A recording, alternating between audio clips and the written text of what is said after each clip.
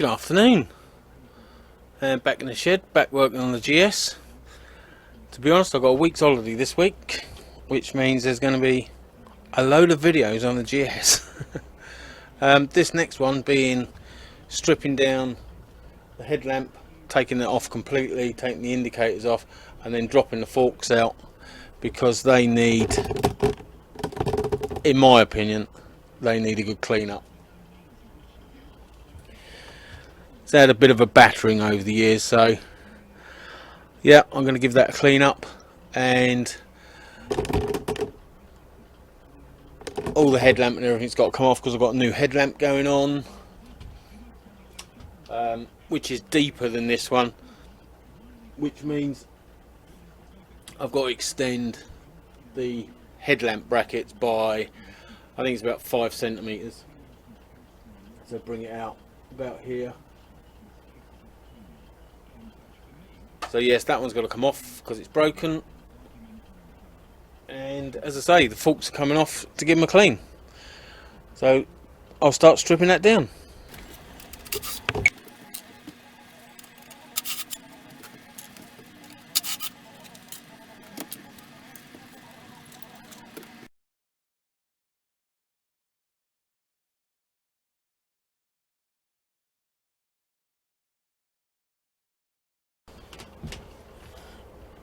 Okay, there's the old lamp come off. Now to get the indicators off. I've disconnected the electrics and marked the relevant wires with what they are to take the indicators off.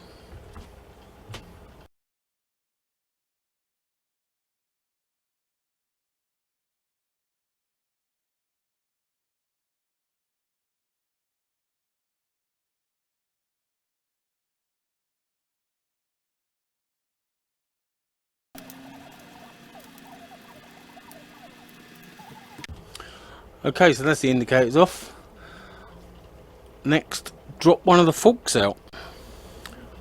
Okay, so it's two 12mm pinch bolts on the bottom yoke and one 14mm pinch bolt on the top yoke.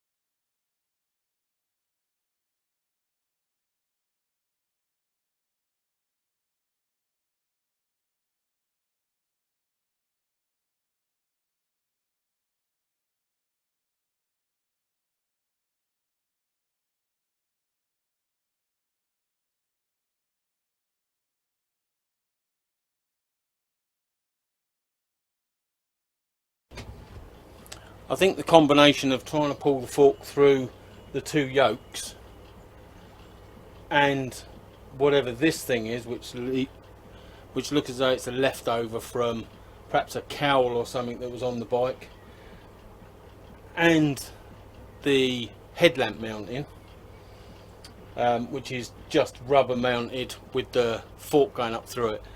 The combination of all this is making it very difficult just to slide this fork out. So before I do anything ultra ridiculous, I'm going to just consult the Bible and see if that should just pull out. Okay, a lot of struggling later. Check the instructions. For some reason, the manual, for some reason it wants you to disconnect handlebars, clocks, fairing if it's got it, headlamp, well I was doing the headlamp anyway, but it wants you to disconnect everything before you undo the pinch bolts, and I don't know why. As I suspected, it was the rubber of the headlamp bracket, and whatever this bracket is for down here, no idea, that was stopping it coming through, just binding it up. But once it came through this top one, it's been quite easy to get it down through here, but I didn't want the camera in the way while I was struggling and grunting and groaning like an old person, so I'll just finish it off now.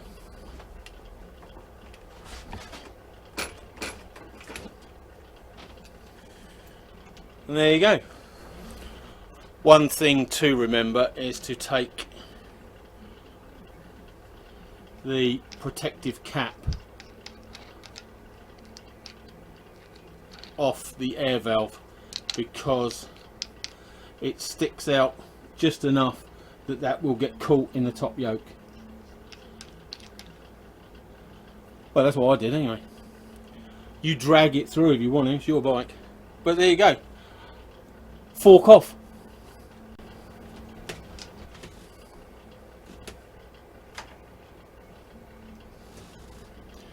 So this is the bracket,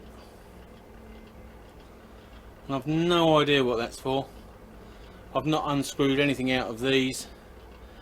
I don't know whether it's some, I was going to say for brake lines or something, but like a T-piece for the brake lines, but there's one of these both sides.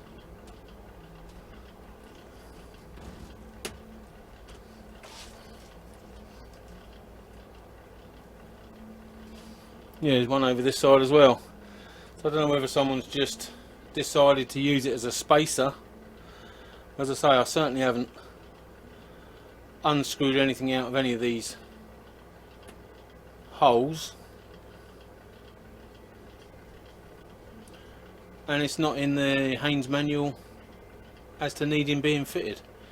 It does look like some sort of valve.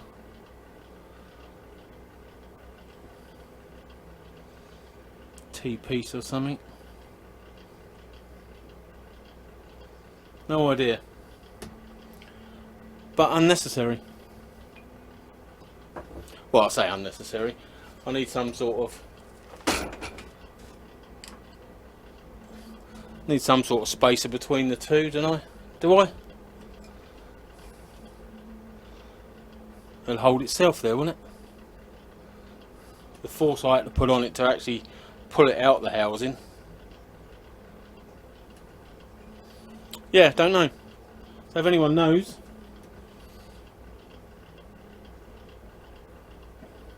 what that's off or what it's for, might be quite interesting. Might not be. I don't know. But I'll possibly get a couple of spacers rather than sticking that back in, because that's pointless. Don't need that.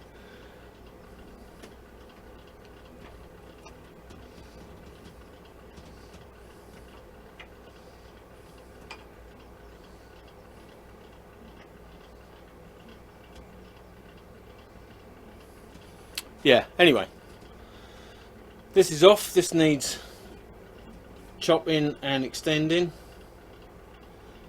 and obviously the fork needs cleaning.